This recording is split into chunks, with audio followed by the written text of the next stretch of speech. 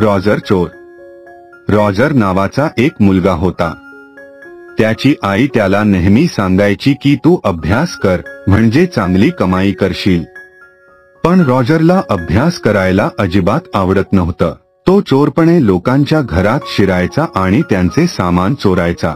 रॉजरच्या मते चोरी हा पैसा मिळवण्याचा सगळ्यात सोपा आणि जलद मार्ग होता. तो दुसऱ्यांचे पैसे चोरून आरामात आणि ऐशारामात आयुष्य जगत होता. हे काही महिने चालू राहिले. एके दिवशी रॉजरची नशीब साथ सोडली.